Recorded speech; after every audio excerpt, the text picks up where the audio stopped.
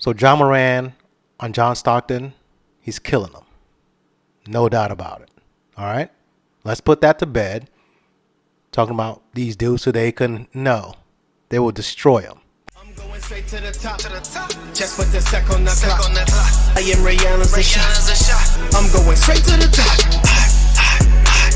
Yo, welcome to another episode of the Sports and the Real Shit podcast. My name is Mike Philman. Appreciate you joining me once again for my third episode.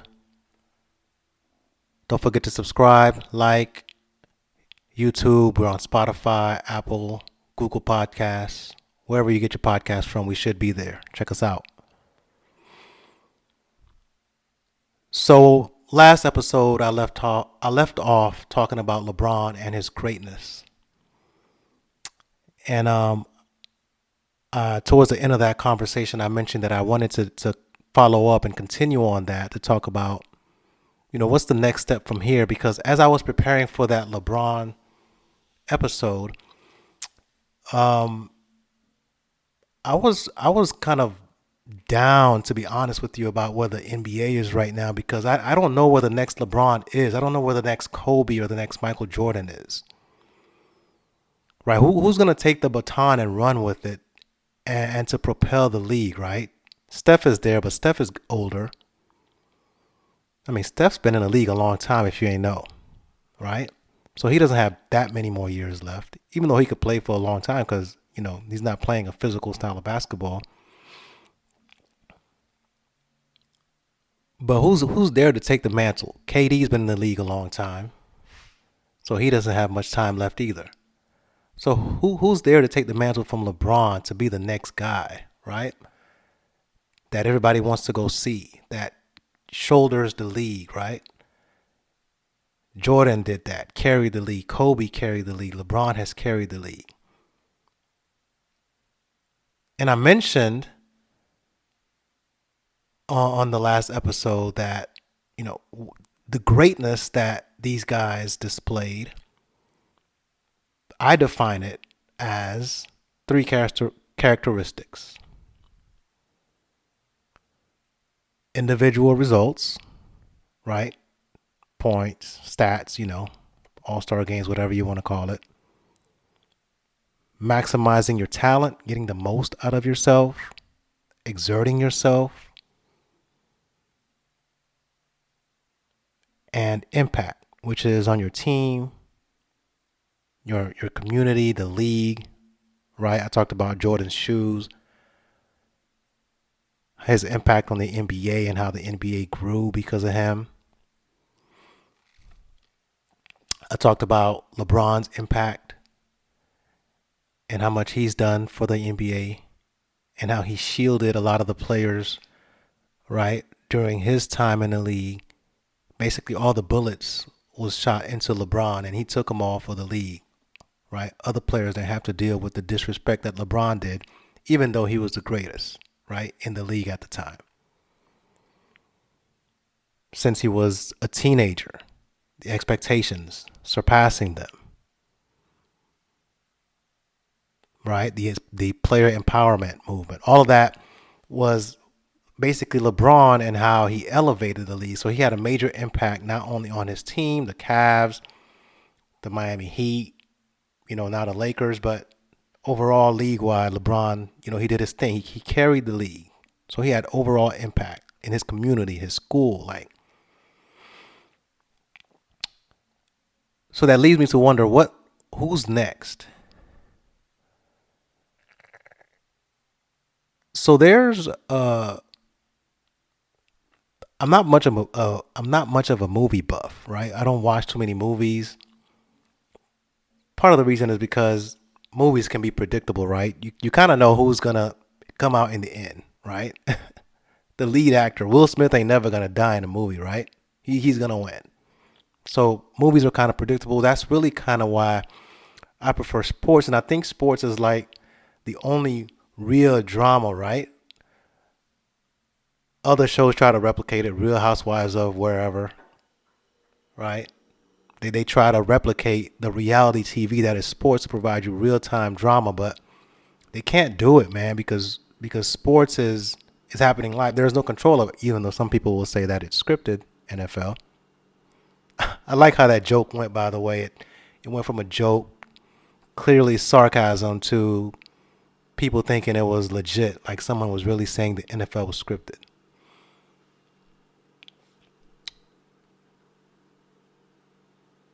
But I like the movie Bronx Tale, A Bronx Tale. Robert De Niro's the lead actor.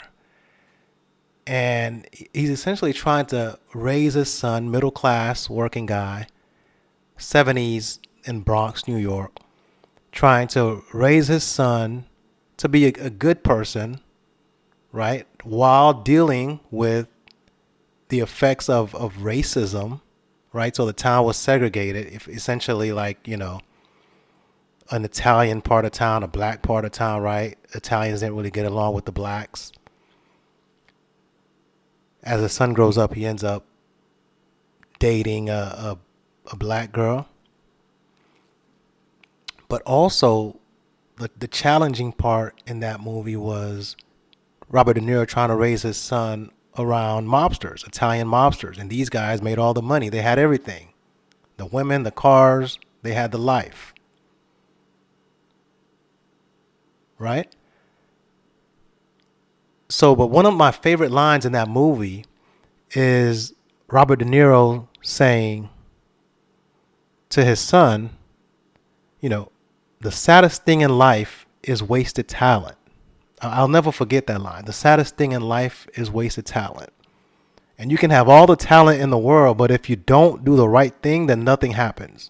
The saddest thing in life is wasted talent, but you can have all the talent in the world, but if you don't do the right thing, then nothing happens. And that's kind of where I am with the NBA. So after I was putting together the LeBron shout out episode, I'm thinking to myself, these dudes right now have the talent, man. But are they doing the right thing? Are they maximizing that talent to do the right thing? And I feel like a majority of these guys are lacking that. They're not exerting. They're not going all out to be the best. Like, you knew Michael was trying to be the best. He was trying to rip everybody's hearts out. Kobe was trying to be the best. He wasn't trying to be friends with nobody. LeBron, although he was, he had a friendly demeanor, dapping up his teammates and all different handshakes with everybody. But you knew LeBron was out to win and to be the best. He was chasing GOAT status from the beginning, and you can tell. And I appreciated that about him.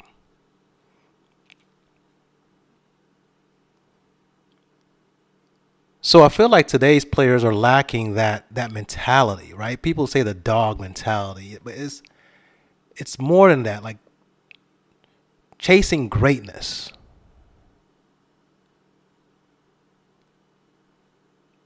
And it's not that these guys can't play, right? So I like the, old heads. I'm an old head now. I remember I spent a couple years away from going to the gym to hoop, 2 years. Because of my wife, I'm going to blame her. She was scared, so she had me stay home. She was pregnant at the time, so I give her that.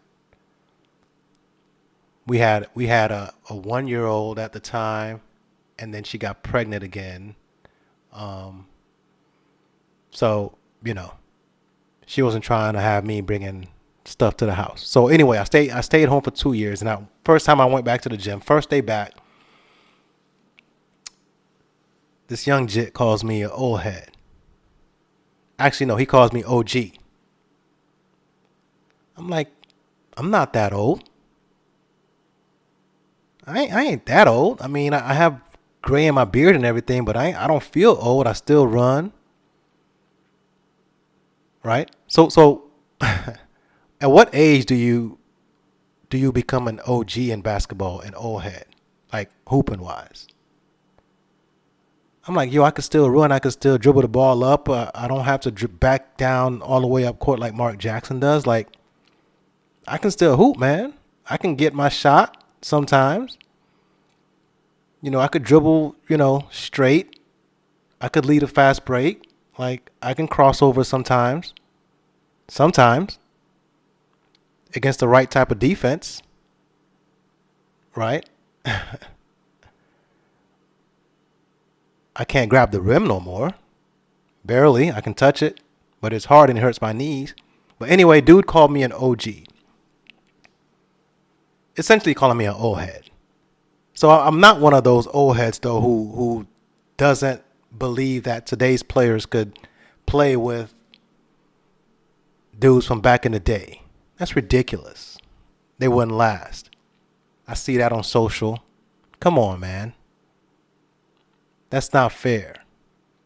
Yes, they are absolutely more athletic, and that plays a part. Right? So Michael Jordan, who last episode I said was my GOAT, right? And he would ball out today, no doubt about it. I still think he would put up numbers today easy. Because his athleticism was beyond the era that he played in. So he played against dudes who athletically, for the most part, could not keep up with him. In his later years, right, even as he aged, he was still getting buckets on dudes who were starting to become as athletic as he was, right? So Brian Russell still getting jade in his face to win a championship. Crossed him over. Slight push off. Put it right in his eye.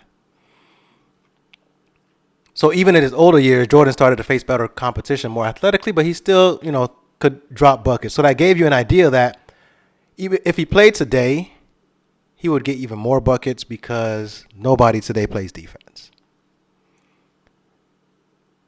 But he played in his prime years. He played against, and I said this last episode, some dudes who probably don't make rosters today, all right? Let's be honest. All right, Danny Ainge was nice for his era, but Danny Ainge is not really making a roster today unless he's just shooting threes. Right? Jeff Hornacek, pretty good player in his time, but he's not making a roster today, okay? Too slow. Sorry, Jeff. Horny. Good player, solid player, but he's not making a roster today, bro. Unless he's just standing on the court to shoot threes. But he'll be a defensive liability. Because back then, you could hand check. Right? So somebody blows by you, you stick your arm out, you hold on to them. Or you hold on to them before they can blow by you. But anyway, Donovan Mitchell going up against Jeff Hornacek would be a mismatch. You call a 1-4 flat. Donovan Mitchell goes at Jeff Hornacek all day. Gives him 50 points easy. All right? John Stockton was great. Okay? Some say greatest, one of the top 2 point guards ever. Right? Leading assist man. Steals. Tough defender. Tough cat. No doubt about it. But is he really holding down Ja Morant? These super athletic freak point guards? Does he have anything to do with Russ? What does he do with prime, not even prime, Derek didn't make his prime, but pre-injury Derrick Rose? Come on, man. It's a mismatch. It's not fair. So to say that players today can't play in previous generations is not fair to those guys, and it's not fair to the current guys. All right? So they could play. What would be problematic, though, for today's players is mindset. Being able to max yourself out, because those guys, although it may look like it's not, they were maxing themselves out. They were playing hard. Right? So you would have to match that intensity. And of course you would have to match the rules, right? Hand check it impacts you, all right? It's different. So I think about it, it's kind of like, regular folks like me going to the gym and playing against a much older guy or, a a football player, not the football players who actually know how to play basketball, but the football players who are just, in the gym trying to get a workout. And, they're kind of dirty. They're grabbing you, they're holding you. You're faster than them, but you're like, I can't get away from this guy because he's holding me. You can't call foul every play. What do? You think you're getting ready to give this guy buckets, but you end up not scoring anything because this guy got in your head. He's slower than you. He can't keep up at all in a foot race, but he's tugging at you. He's setting dirty picks, illegal. He's in your head. So now you go for a jump shot or a layup, even when he's not around, you're kind of nervous. He might do something dirty, so you miss it. I've been there. So that's probably what, if I can imagine it, that's probably what today's players would have to deal with if they went back in time. They would absolutely destroy these guys as long as they got over this cat's kind of dirty, John Stockton. His picks are kind of dirty. He's kind of holding me. He grabs my arm. As long as they can get over that mentally, they will be able to ball. Easy, getting bumped all day, not getting fouls. You see it in the World Games, right? The Olympics. FIBA.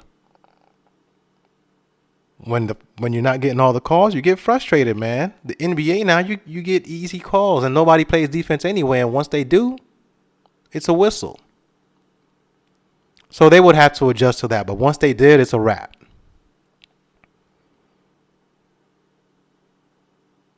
So John Morant on John Stockton, he's killing them. No doubt about it. All right? Let's put that to bed. Talking about these dudes who they couldn't. No. They will destroy him. It wouldn't be fair. They couldn't keep up, all right? So Michael Jordan was ahead of his time athletically. Dominique, ahead of his time athletically. Right? So these guys could play now because they were just ahead of their time. Like Usain Bolt, in 20, 30 years, when dudes are running faster than Usain Bolt by like 0.001 second, we're not going to disrespect Usain Bolt to say, hey, this guy was slow. He was running against scrubs. We're going to say, no, this guy was ahead of his time.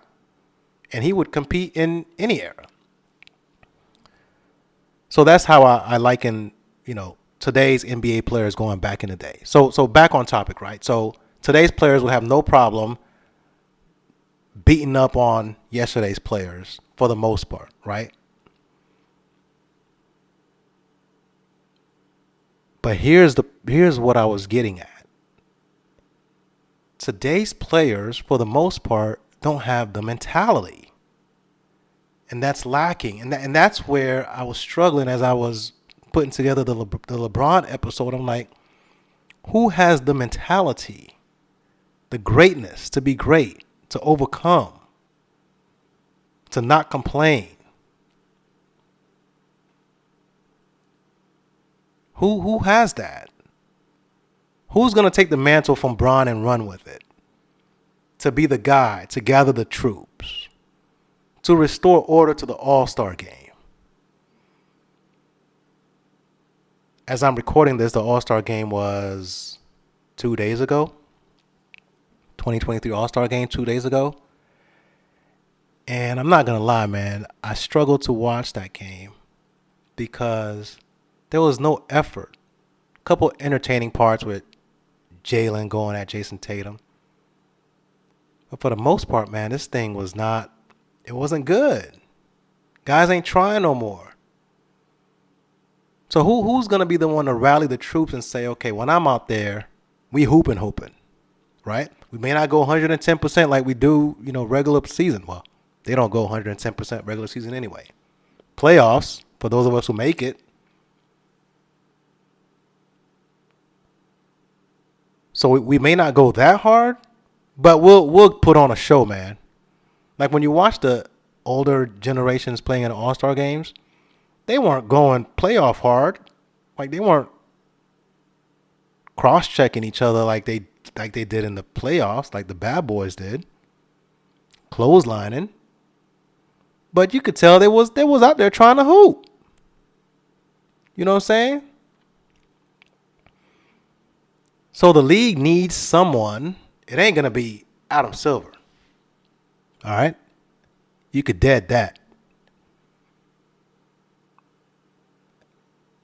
Adam Silver is not gonna be able to implement anything to get the players to buy in. Somebody amongst the players or a group of them is gonna have to step up and say, "Hey, yo, let's do this for real for the fans, man. Hey, Zion, when you're healthy, hey, let's do the dunk contest, man. Put on a show for the fans. You know what I mean? Let's do right by these people who are paying our salaries. I know players don't want to hear that, but let's do right by these guys, right? Or the young fan, who's just now getting into the NBA, right? Let's do right by them. Let's put on a good show. Let's do right. So it's gonna take a group of players to take that mantle upon themselves to do that. So in past All-Star games, LeBron got hurt this year in the game. Cats kind of went hard. I remember that Iverson comeback game. Kobe going hard. Like, they played basketball. LeBron has done that the last couple of years, hitting that buzzer beater. Like, there needs to be someone to step up to take the mantle from Bron.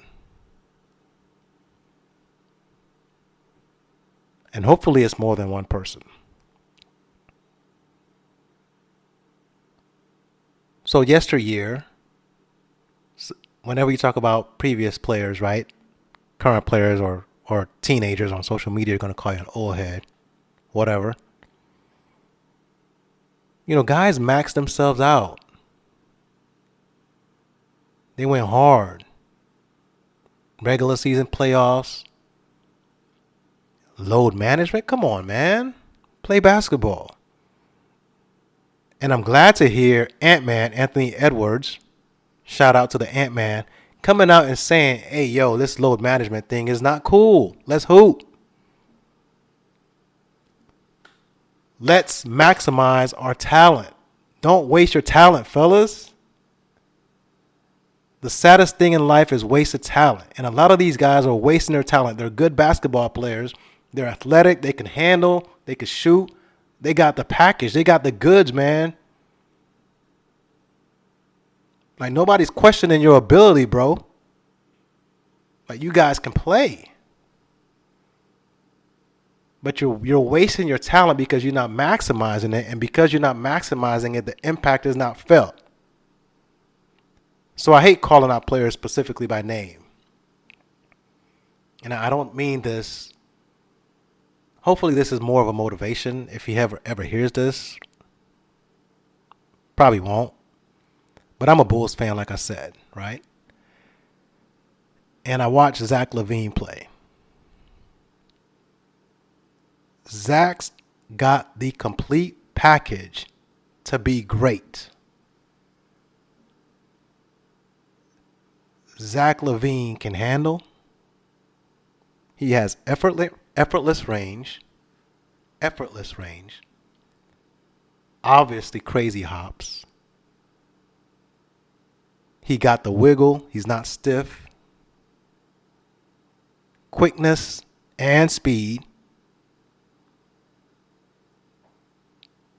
This brother doesn't have a hole in his game really offensively, except that his effort's not always there. He settles for a lot of bad three-pointers and step-backs, which is not just him. A lot of dudes in the league do the same thing. They're not maximizing their talent. On defense, Zach is kind of lax. And I don't know if he has beef with the coach. Obviously, this year the Bulls ain't performing right. As a Bulls fan, it sucks watching us lose to lesser teams. Like, we're the superior team, but we're losing and getting blown out by the Orlando Magic. And I'm like, yo, Zach, maximize your talent, bro. Don't be the guy who at the end of their career says, I wish. I should have. And again, I'm not bashing Zach, man. I just see so much potential in this dude. This dude should be going to the rim almost every play, either dunking on somebody or going to the free throw line. That's straight up. Maximize your talent. I felt the same way about watching Andrew Wiggins, number one pick in the draft. Jimmy Butler has said it. Jimmy Butler is an example of a guy who has maximized his talent. Jimmy knows he's admitted he's not the most talented cat in the league. But he has maximized his talent to the point where he can lead a team to the finals. Where other cats who are much better basketball players, more talented basketball players, I should say, can't. They can't even get into the playoffs. And it ain't like Jimmy's playing on a stacked team.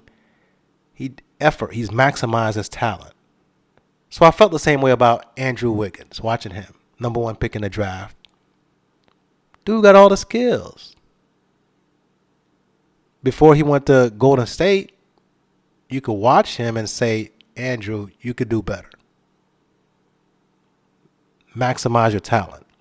And he did that watching the playoffs last year. Somehow Steve Kerr and them boys got him playing. Maybe hanging out with Draymond. I don't know. He maximized his talent last year in the playoffs, playing both ways.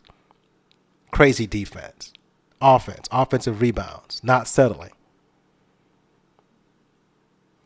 I ain't gonna lie to you. I was kind of nervous that Jason Tatum was gonna fall into that pool of dudes who's not maximizing their talent. Thank God. I don't know if it's the Kobe tragedy. Something got into Jason, and because Jason Tatum used to settle for a lot of bad shots. He's gotten much better at that.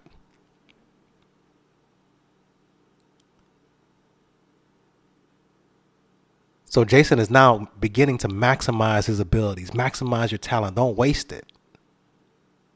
And when you maximize your talent, like I said, your impact becomes greater. So now the Celtics, they're a winning team. They're a juggernaut. And him and Jalen, yikes. If those boys, and they still got another level to go. So if Jason Tatum and Jalen Brown take it to the next level, I'm a Bulls fan. This is blasphemy. This is Mike and Scotty Part 2. Long arms, defend, multiple positions, switch everything. Watch out, world.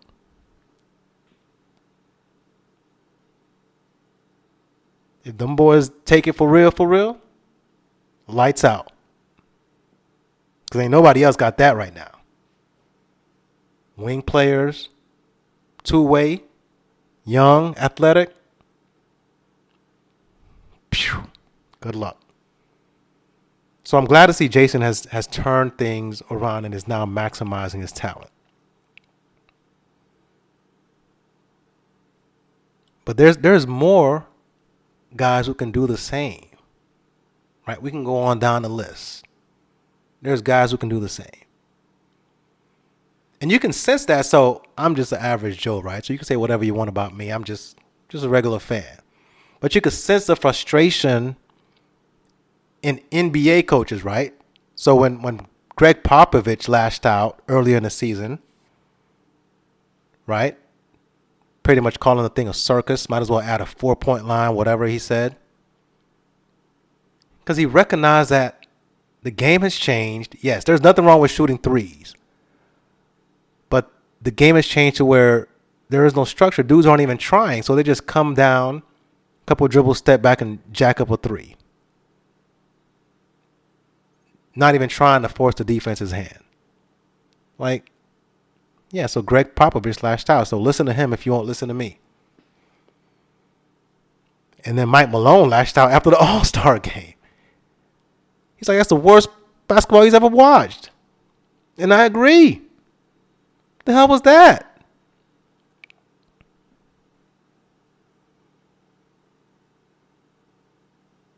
So here's Here's what I think this is, right? This is a case of, and I tell this to my kids, there are suburban kids with food on the table. All right? Here's what I mean. When I was growing up, me and my wife kind of have the same background, right? We didn't grow up with much money or anything like that. So when our parents cooked, that was it. You were eating that or nothing else. Legit. Right? You going to bed starving. Matter of fact, they will probably force you to eat it, if I'm being honest.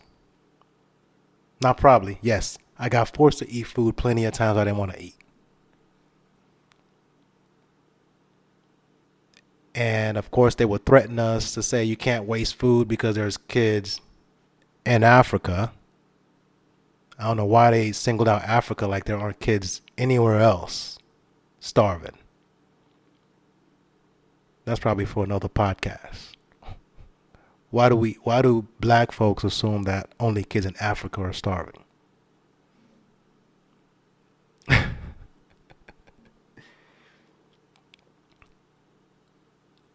But today's NBA players are like my kids, man. They're kids with, as much as I want to enforce my mom's rules of you got to eat what's on your plate or you ain't eating nothing else the rest of the day. That's it. I can't because they know that's not true. They see the fridge. They see the damn pantry, man. It's all there. We ain't gonna starve. You ain't gonna let us starve. Sometimes I want to, but they know I can't. So it's not that my mom wanted us to starve. We had no choice because we didn't have the money to have multiple meals like that, wasting meals. These cats, unfortunately, they're suburban kids. So they see the pantry, they see all the snacks, man. The fridge is full. Publix is around the corner. Or the restaurant. They know they ain't gonna starve. We ain't gonna let them starve. So they're not as hungry as I was. Meaning, when I was hungry, I knew I had to eat. These guys know they're hungry. They'll wait us out a couple hours, and then they'll eat the next meal. That's kind of the life of NBA players now, all right? They're not that hungry anymore, man. The contracts are fat, and congratulations, bro. Get your money, get paid, set your family up, no doubt. The dunk contest was where dudes went to show off their abilities, hopefully get a deal out of it, put some more money in their pocket. There's no reason to do that nowadays. So you could blame a lot of people. There's a lot of people you could blame for that. The league, right? You can say the players are getting paid too much, guaranteed, whatever you want to blame, right? Player empowerment. Some want to blame LeBron. LeBron gets the blame for everything.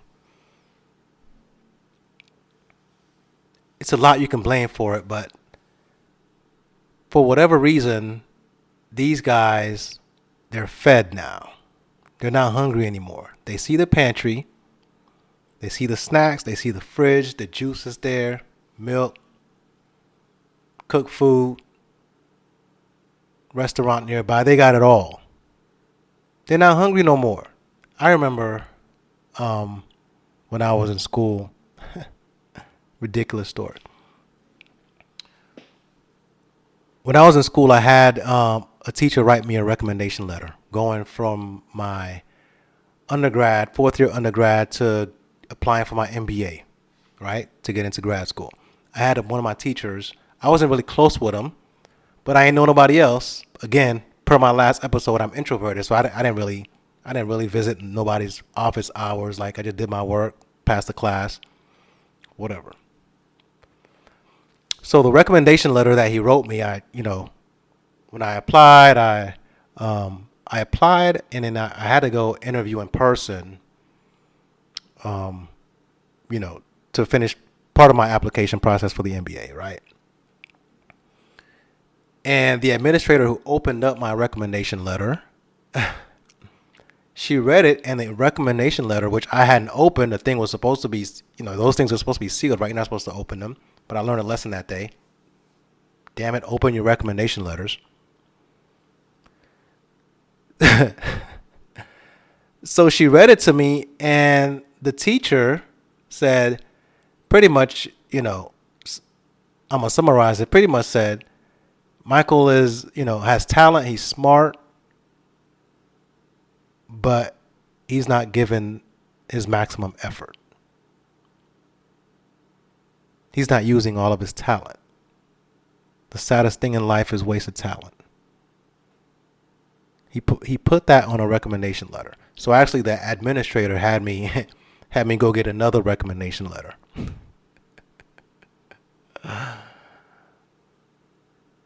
Crazy stuff. So that's kind of how I feel about NBA players. You have the talent, but your recommendation letter as of now is saying that you haven't maximized that talent. You can do more. We know you have the fat contracts, man. You guys are hoopers. You got the contracts. Everything is lovely. You're set. But you have so much more to give. You have so much more potential. And as a fan, as an NBA fan for 30-some years, like I want to see that. I want to see guys giving their all. Right? And true NBA fans want to see it too. So when you see dudes talking about, they're not watching the league no more, we want to watch the league, man. We love basketball. I play once a week. I wish I could play more. My schedule won't let me, and my knees hurt after every time I play, amongst other body parts. Right? But I love the game, man. I want to sit down and enjoy the game, but I can't because all I see is dudes coming down, couple dribbles, step back threes.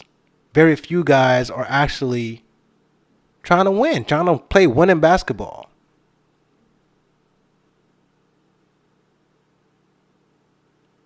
So that's what I had on my heart, man. Is who's gonna be the one, right? Who's gonna be the one to get everyone galvanized to say, okay, I'm taking the mantle from Braun from here on out. Right? It's not a, it's my league type of thing. It's more so, let's do it.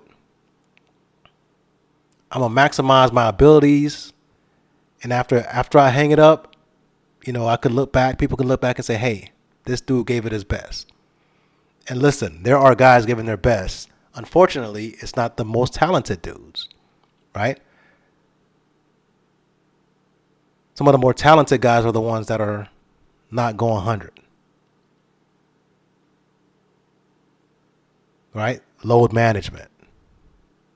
I'll talk about that in another episode. Not playing every game. Come on, y'all. Y'all can do better. But here's the thing. Here's what I wanted to get to also. Regular, everyday folks like me with jobs, do we go 100%? So I'm going to challenge you, my audience. Are you going 100%? Am I going 100% at all times? I sure didn't in school. I did enough just to pass.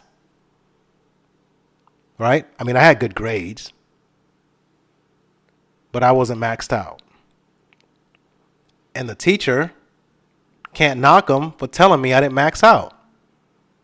Matter of fact, I had a second professor, but this time he told me to my face while I was in grad school. He told me, "Hey, man, I can tell you're smart, but you're not giving your all." So I've had at least two people tell me I wasn't going 100. So it's not just athletes and basketball players who slack off.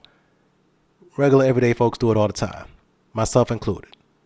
So I need to look at myself and say, hey, am I giving 100? Do I need to do more? Viewers, listeners, are you giving your all on a job? And listen, it's harder, right? I can understand someone who's not in an ideal job, ideal position, not giving 100%, right? So as an NBA player, you supposedly love your job, you love the game, you love basketball. So we expect you to give 100%. Unfortunately, not everyone is in a position to like the job that they're doing. So they may not give 100%. It doesn't sound right, but that's what it is. So the only thing I guess I can say is, if you're not giving 100% playing basketball, do you love it or you just love what it brings? And I don't want to sound like an old head. I know I do. Might get clowned for this. But it just worries me that I don't know who's going to step up into the next generation to take the league further and set it up for the next generation. The money is going to be there. The league's going to continue to grow. Popularity is crazy globally. But that's just the natural order of things. Real live content, is always going to make a lot of money, right? But I think there's an opportunity for us, fellas, to do better. So for those who aren't in the ideal position, listening to me right now, so this is where the real shit part of sports and the real shit comes in. If you're still listening, my recommendation is this. Find something you love. Easier said than done. Find something you love and put your all into that. It may not be your current job, but find something you love, put your all into that. And maybe eventually you can start monetizing it and you can leave that job you don't like.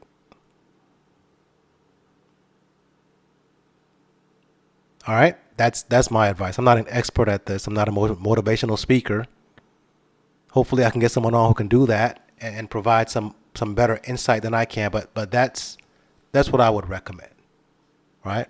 For those of us who are in positions and situations where we don't necessarily love what we're doing, but we're doing it. It's paying the bills. All right? But I did want to throw that out there, since, we criticize NBA players for not giving their all, but